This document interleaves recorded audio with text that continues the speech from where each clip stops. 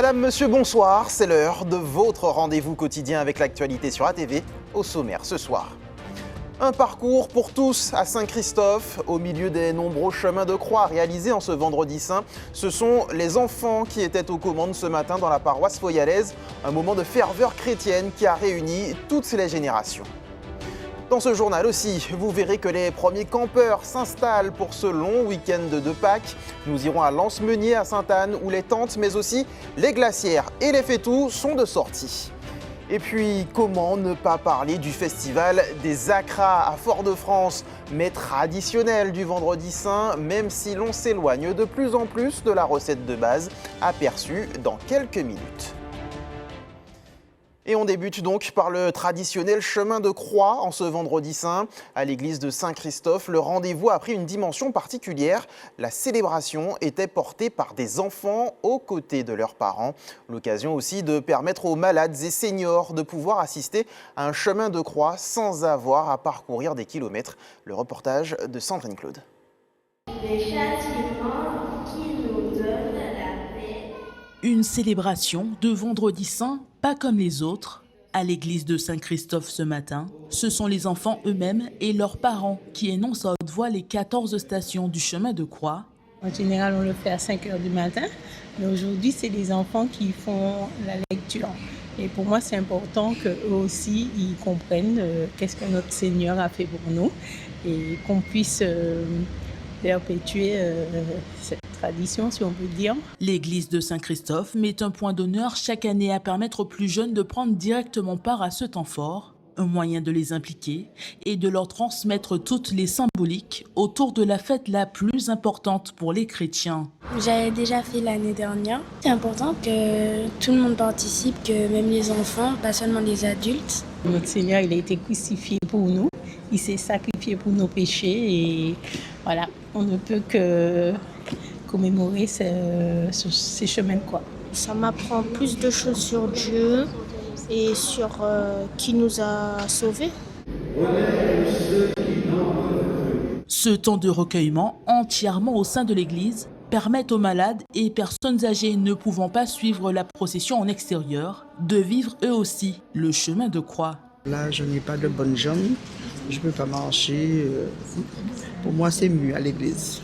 Le vendredi saint, jour de commémoration de la passion et de la mort du Christ, quelle que soit sa forme, le chemin de croix permet de remémorer pas à pas les 14 moments forts jusqu'à la résurrection du Christ. Le vendredi saint, nous faisons mémoire de ce parcours de Jésus portant sa croix jusqu'à sa crucifixion et jusqu'à sa mise au tombeau. C'est un parcours spirituel qui nous permet de nous associer au Christ dans sa passion, de chercher à ressentir sa passion en nous et aussi du coup ressentir les effets de sa gloire, de sa victoire, de son amour pour que cela nous transforme aujourd'hui. Un peu partout sur l'île, les célébrations religieuses de ce vendredi saint se sont poursuivies dans l'après-midi avec la traditionnelle messe de l'Office de la Passion.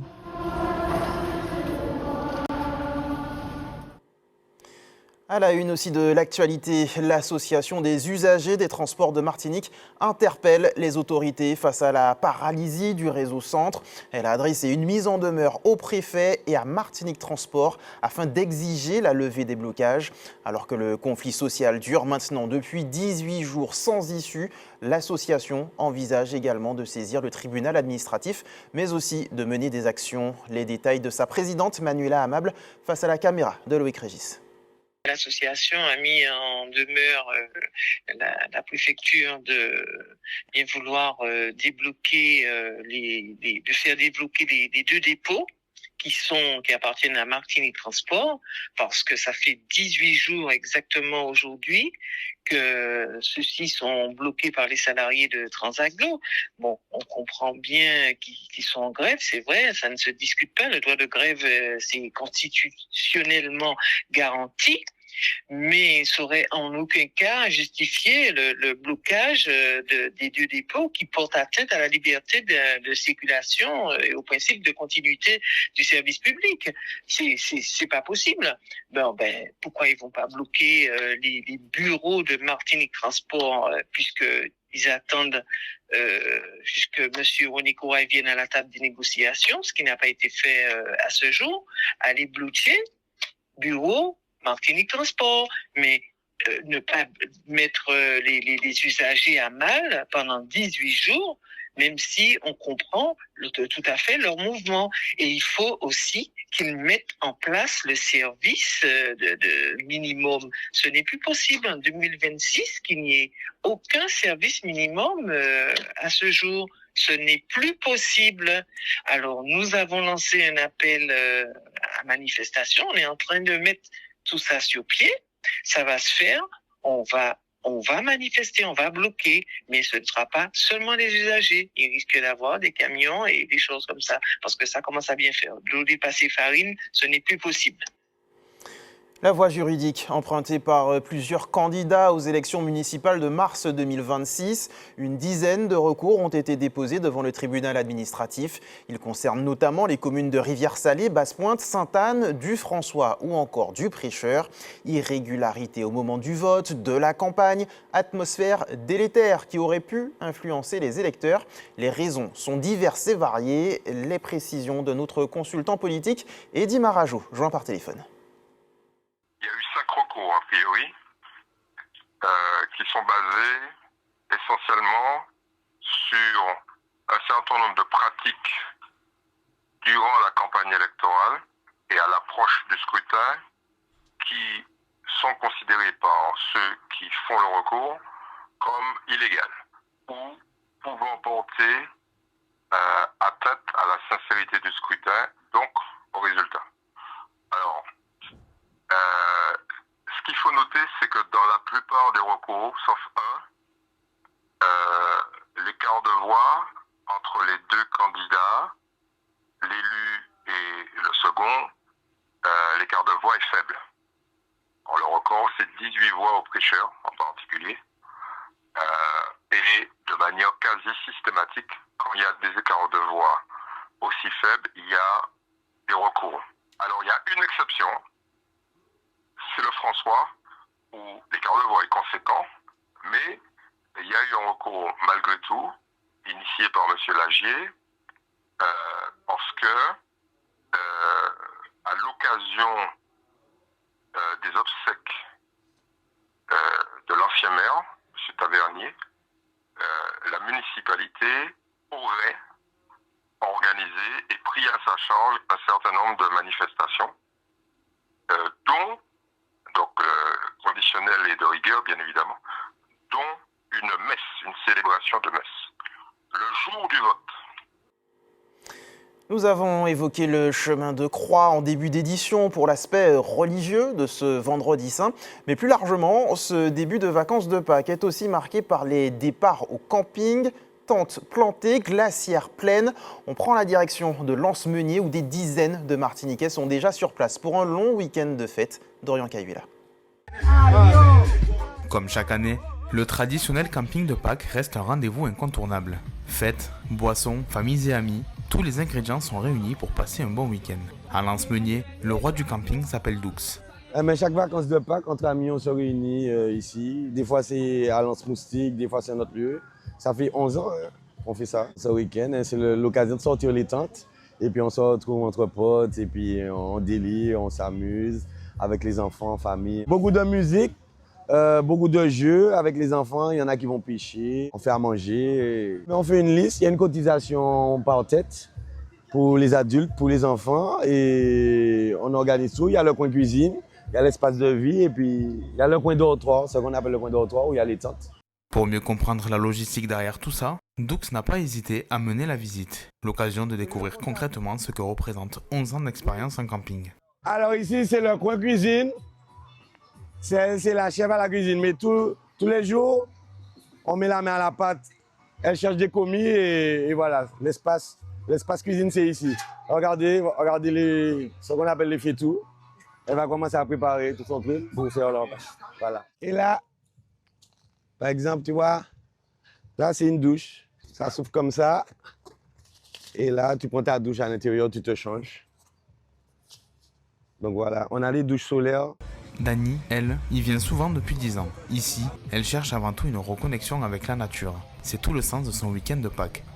Ça fait depuis longtemps, mais sinon avec mon groupe d'amis, ça fait 10 ans qu'on campe ici, qu'on vient chaque année, qu'on se rejoint et qu'on fait tout ce qu'on a à faire. C'est un dépaysement finalement, c'est retour aux sources et vraiment c'est un côté où tu rencontres tes potes, tu rencontres tes amis et puis tu es là, tu profites de la vie parce qu'on a une belle île et il faut savoir en profiter. Tu sors de tes habitudes, de ton confort finalement pour venir finalement à la mer, profiter avec les copains. Entre logistique bien rodée et envie de décrocher, le camping de Pâques tient toujours ses promesses. Et ici, une chose est sûre, on repart fatigué, mais déjà prêt à réserver sa place pour l'année d'après.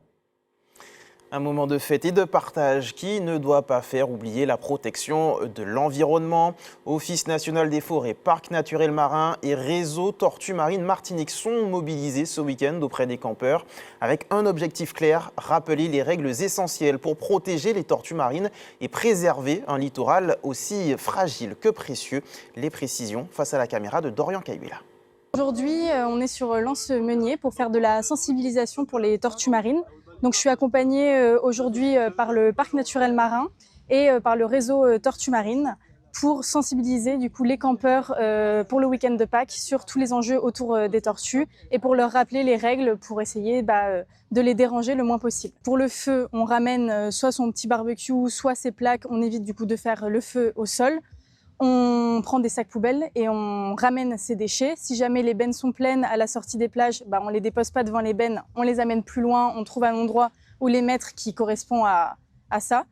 Puis on évite, au niveau des lumières, les projecteurs, on les dirige plutôt vers l'intérieur des terres et pas vers la mer pour éviter le dérangement. La Gantance des Salines, c'est une plage qui est classée site et qui sera grand site bientôt.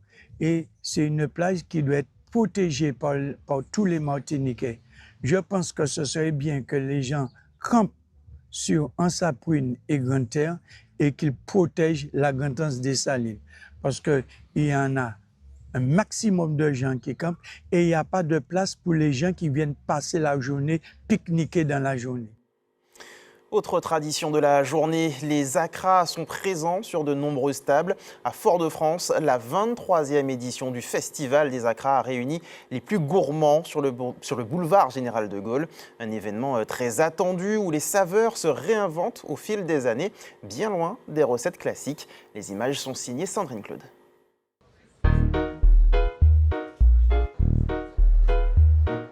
Je suis en train de préparer la pâte à crevettes. J'ai l'habitude, ça fait plusieurs années que je prépare la pâte avec Marie-Louise.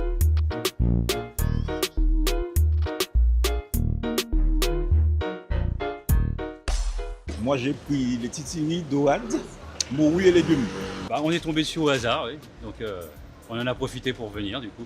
Le traditionnel morue et puis on va découvrir châteroux et lambi aussi qu'on ne connaît pas du tout. Presque tous, hein. Châteroux, titiri, lambi et œufs de dorade.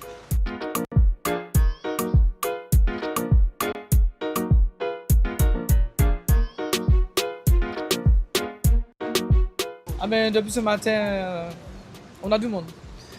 Et en plus, comme nous avons eu un petit retard, et il fallait quand même faire vite parce qu'on avait déjà la queue qui nous attendait déjà, comme chaque année, quoi. La préparation se fait déjà la veille. Et puis ce matin, on a tout ramené pour faire cuire. Comme le vendredi, c'est légumes, les crevettes et les légumes, les gens ils achètent de la morue, mais ils préfèrent plutôt crevettes et légumes.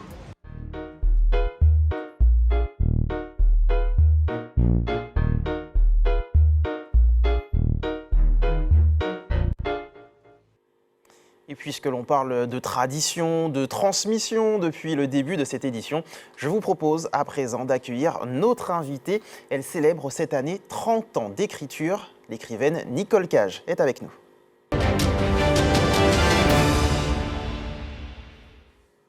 Bonsoir Nicole Cage. Bonsoir. Merci d'avoir accepté notre invitation.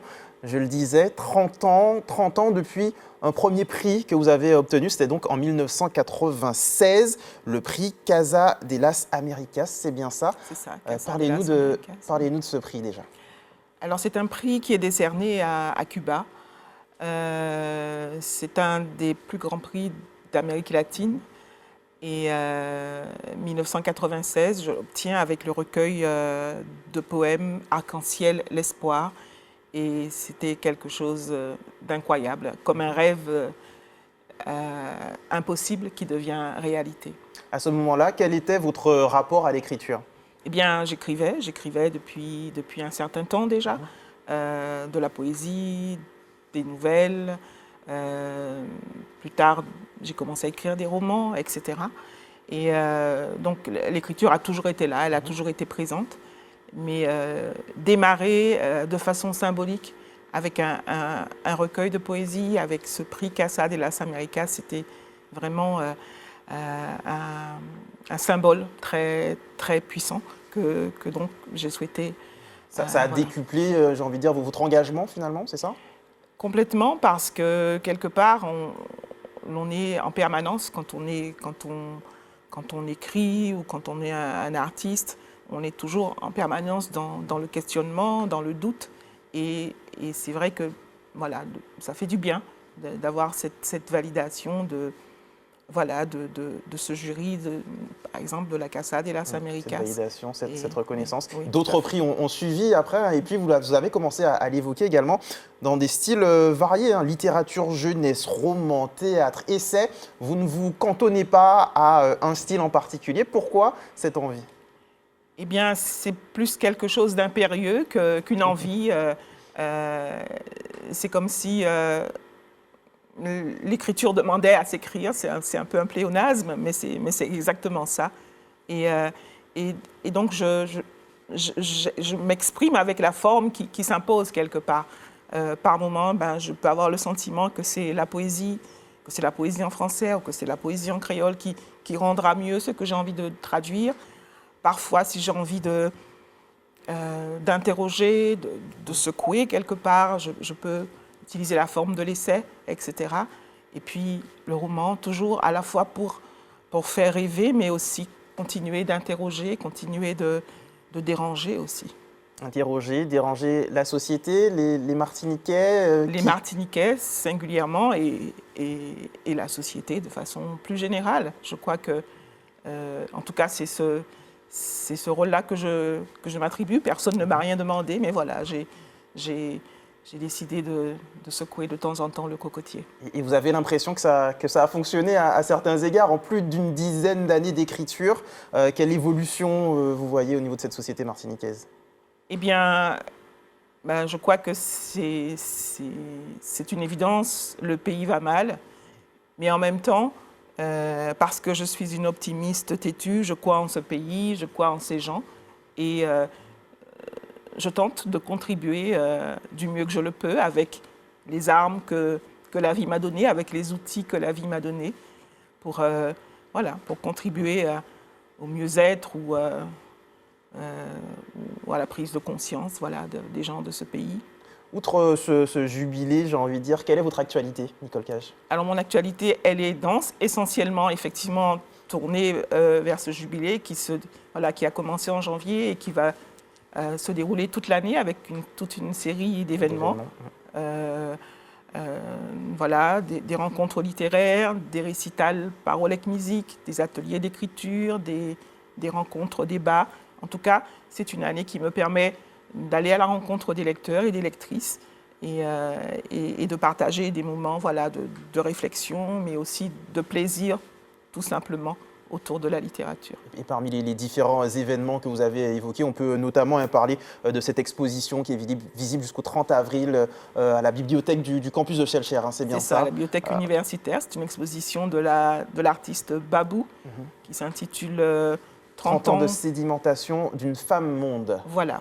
L'artiste Babou, c'est vraiment exprimé à travers ce que lui inspirait mon travail, mon expression artistique, mon parcours aussi.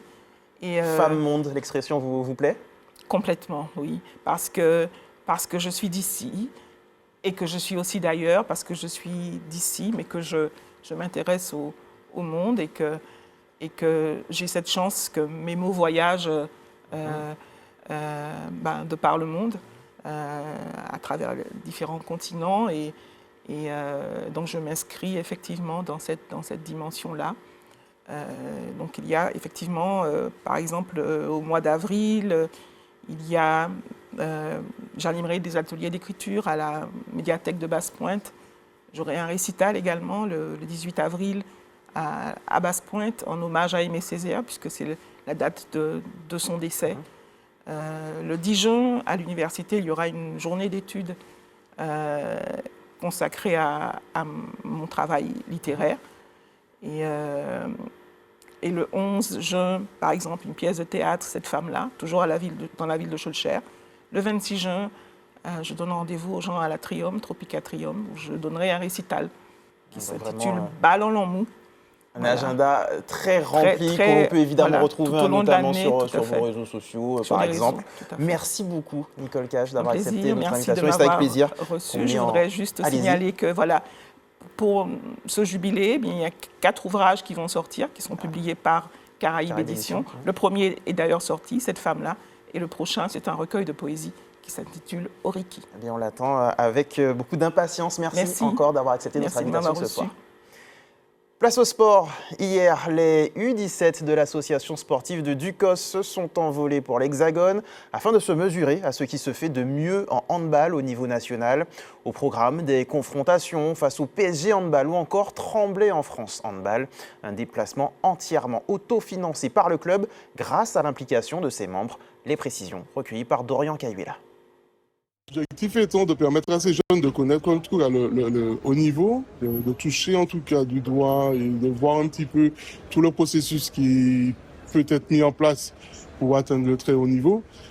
Avoir un collectif comme ça, c'est pas forcément évident puisque ce sont des ados, mais ils ont adhéré. Donc, ce qui est intéressant en tout cas avec eux, c'est qu'ils ont adhéré dès le début. Et c'est un projet, c'est l'aboutissement en tout cas de notre année, un an et demi de travail. On a mis en place des actions pour pouvoir financer le projet, mais là, en tout cas, avant d'atteindre cette finalité de partir, il était convenu avec eux d'être présents aux entraînements, d'être assidus aux entraînements. Et ce n'était qu'à partir de là qu'on aurait pu voir si on partirait ou pas. Oui, une très bonne nouvelle. Ça nous permet de s'améliorer, de gagner en expérience et de pouvoir voir le haut niveau aussi. On représente la Martinique.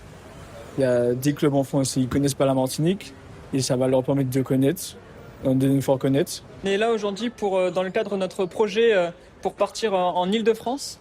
On va rencontrer diverses équipes ainsi que des centres de formation pour découvrir le handball à plus haut niveau et pour ceux qui continueront dans cette voie pour s'améliorer et voir ce qui nous manque pour nous un jour devenir meilleur. On est actuellement qualifié en finale de Martinique et ce projet on le construit maintenant depuis un an. On a fait des actions et tout et ça demande beaucoup d'investissement. Du coup c'est une finalité et c'est une finalité de réalisation du projet mais aussi un début pour commencer le handball en plus grand handball.